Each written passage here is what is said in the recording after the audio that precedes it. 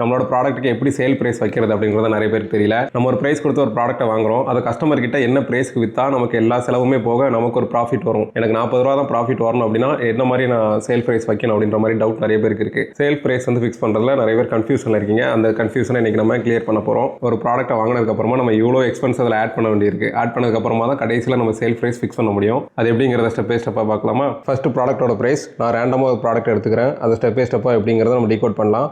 First product price இருக்குது. நான் வந்து என்னோடய ப்ராடக்ட் 120 அப்படின்னு எடுத்துக்கிறேன்.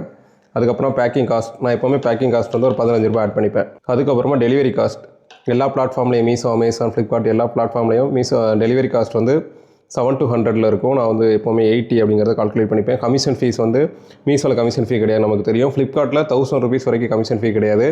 அமேசானில் 300 ரூபாய்க்கு கீழே இருந்தால் 7 to 10 rupees வரும். 300 ரூபாய்க்கு மேலே போனால் அதுக்கேற்ற மாதிரி மாறும். ஸோ நான் வந்து ஒரு 10 rupees எடுத்துப்பேன். 300 ரூபாய்க்கு கீழே நம்ம ப்ராடக்ட் சேல் பிரைஸ் வந்து 300 ரூபாய்க்கு கீழே இருந்துச்சுன்னா.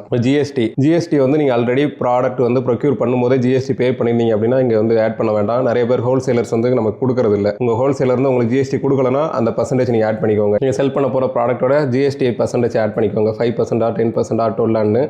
இது வந்து சேல் ப்ரைஸுக்கு தான் நம்ம வைக்கணும். இங்கே செல் ப்ரைஸ் வைக்க போகிறோம்னா அதில் தான் நம்ம வந்து கால்குலேட் பண்ணணும். ஸோ இதில் வந்து கடைசி நம்ம எடுத்துக்கலாம். ரிட்டன் ஃபீ, ரிட்டன்னா ஆர்டிஓ ரிட்டன் ஆகும். ஆர்டிஓ ரிட்டன் ஆச்சுன்னா நமக்கு பார்சல் திரும்ப நம்மகிட்டே வந்துடும். மேபி அந்த கொரியர் கவரையோ ஒரு பாக்ஸையோ நம்ம திரும்ப யூஸ் பண்ண முடியாதுன்னா டேமேஜ் ஆகி தான் வரும். அதுக்கு ஒரு 10 rupees வரைக்கும் நான் ஆட் பண்ணிப்பேன். அட்வர்டைஸ்மெண்ட் நம்ம கண்டிப்பாக பண்ண வேண்டிய இப்போ கட்டாயத்தில் இருக்கும். ஸோ அட்வர்டைஸ்மெண்ட்டுக்கு எப்போவுமே 15 to 20 நான் ஆட் பண்ணிடுவேன். ஸோ 20 rupees ஆட் பண்ணிடுவேன். அடுத்து நம்மளோட ப்ராஃபிட், இந்த ப்ராடக்ட்டுக்கு வந்து நான் எப்போவுமே 300 ரூபாய்க்கு கீழே உங்களோட சேல் ப்ரைஸ் இருக்குன்னா 40 ரூபா to 50 ரூபாய்க்குள்ள தான் வைக்க முடியும். நான் வந்து 40 rupees வச்சுருக்கேன். ஸோ இப்போ இதெல்லாமே கால்குலேட் பண்ணி பார்க்கலாம். 305 வருது. நமக்கு வந்து முடிஞ்ச அளவுக்கு 299 வச்சிங்கன்னா உங்களுக்கு ஓகேவாக இருக்கும். நமக்கு அந்த கமிஷன் ஃபீயும் கம்மியாகிடும். ஸோ நான் வந்து 299 வைக்கிறேன். ஏன்னா இங்கே இருக்கிறதுல நம்ம வந்து எக்ஸ்ட்ரா தான் ஆட் பண்ணியிருக்கோம். கொஞ்சம் எக்ஸ்ட்ராவே இதில் பஃபரிங் வச்சுருக்கோம். அட்வர்டைஸ்மெண்ட் இதில் நம்ம அட்வர்டைஸ்மெண்ட் பண்ணாமலே ஆர்கானிக்காக வந்துச்சுன்னா இந்த 20 ரூபா நமக்கு தான். ஸோ முடிஞ்ச அளவுக்கு நீங்கள் 120 வாங்குறீங்க அப்படின்னா 299 வரைக்கும் பண்ணும்போது நமக்கு ப்ராஃபிட் வந்து 40 to 50 வரும்.